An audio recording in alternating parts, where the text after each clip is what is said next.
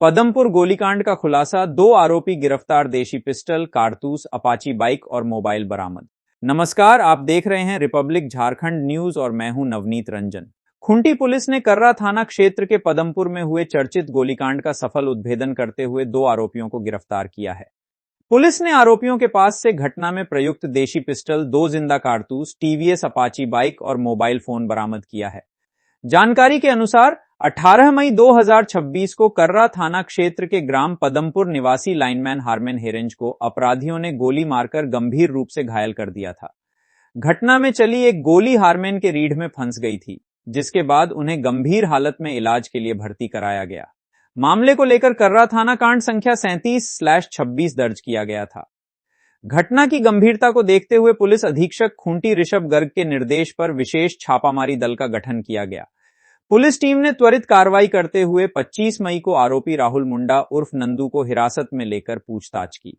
पूछताछ के दौरान उसने अपने सहयोगी रमेश तिर्की के साथ मिलकर घटना को अंजाम देने की बात स्वीकार। इसके बाद पुलिस ने दूसरे आरोपी रमेश तिर्की उर्फ रवि तिरु उर्फ सिपाही को गिरफ्तार किया। पूछताछ में रमेश ने भी अपना अपराध स्वीकार कर लिया। उसकी निशानदेही पर पदमपुर जंगल से घटना में प्रयुक्त देशी पिस्टल और 2 जिंदा कारतूस बरामद किए गए। पुलिस ने घटना में इस्तेमाल टीवीएस अपाची मोटरसाइकिल संख्या JH01FV3632 को भी जब्त कर लिया है। वहीं अवैध हथियार बरामदगी को लेकर कर्रा थाना में अलग से कांड संख्या 39/26 दर्ज किया गया है। गिरफ्तार आरोपियों में चेटे निवासी रमेश तिर्की उर्फ रवि तिरु उर्फ सिपाही तथा पदमपुर निवासी राहुल मुंडा उर्फ नंदू शामिल हैं। इस कार्रवाई में तोरपा अनुमंडल पुलिस पदाधिकारी विजय कुमार सिंह, कर्रा थाना प्रभारी राजू कुमार सहित कर्रा थाना पुलिस एवं रिजर्व गार्ड की महत्वपूर्ण भूमिका रही। कर्रा थाना क्षेत्र अंतर्गत एक घटना घटी थी, जिसमें कि अज्ञात अपराध कर्मियों के द्वारा एक व्यक्ति है हरमन होरो, उनको गोली मारी गई थी, जिसके चलते उनकी गंभीर स्थिति हुई थी। उनको अस्पताल में भर्ती कराया गया था और उसके लिए जब घटना कारित की गई तो त्वरित हम लोगों के द्वारा एक अनुसंधान टीम का गठित किया गया, जिसको कि लीड कर रहे थे एसडीपीओ तोरपा, और उनके द्वारा और टीम के द्वारा लगातार छापेमारी की जा रही थी और हम लोग तकनीकी साक्ष्य भी संकलन कर रहे थे। उसी क्रम में हम लोगों को एक इनपुट प्राप्त हुआ कि इस घटना में एक व्यक्ति जिसका कि नाम राहुल तिर्की है, उसके इन्वॉल्व होने की सूचना मिली।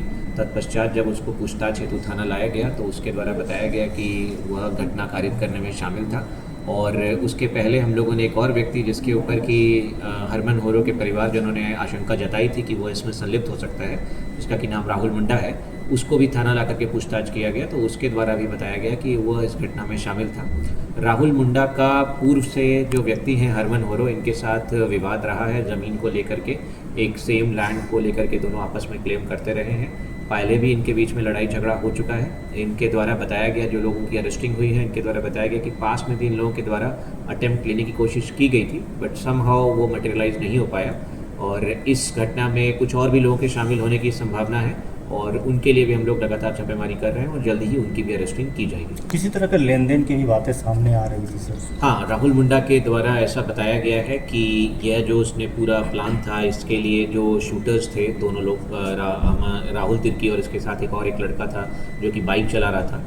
जो बाइक भी हम लोगों ने बरामद की है, टीवीएस की अपाचे बाइक है वो, और इसी बाइक पे ये 2 लड़के आए थे। इनको लगभग 1,20,000 रुपये देने की बात हुई थी और उसमें से 20,000 रुपये जो है राहुल मुंडा के द्वारा इन लोगों को दिया भी जा चुका। सर, पूर्व में भी इन दोनों का इतिहास रहा है क्या? आपस में कौन है ये दोनों? ये दोनों आपस में मित्र हैं।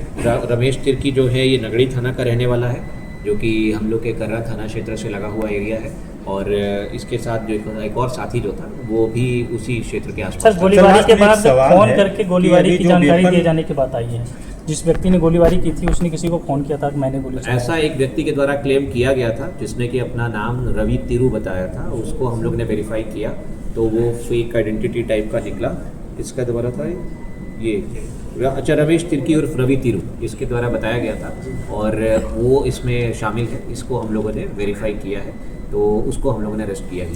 सर, जो पिस्टल अभी रिकवर जो दिखाया गया, इससे पूर्व में एक पीएफआई नक्सली के पास से बरामद पिस्टल भी लगभग सेम था, तो क्या लगता है सर, ये वेपन और वो बरामद वेपन का कनेक्शन सेम हो सकता है? ऐसा ज़रूरी नहीं है, ऐसा ज़रूरी नहीं, बिकॉज ये जैसे पिस्टल में जिस तरह का चिन्हितीकरण है, ये ज़रूर हो सकता है कि ये पिस्टल जो भी अवैध तरीके से बनाई गई हैं मे बी इनको बनाने वाला व्यक्ति एक हो तो उसने अपना एक निशान के तौर पे छोड़ा है, पर इनका पीएलएफआई से कोई कनेक्शन है कि नहीं, उस पर अभी तक अनुसंधान तक हम लोग नहीं पहुँचे। क्या लगता है सर, ये वेपन चूंकि लगातार इस तरह का वेपन मिलना कहीं ना कहीं लग रहा है खूंटी में इसका या तो मिनी फैक्ट्री है या फिर कोई सप्लायर है?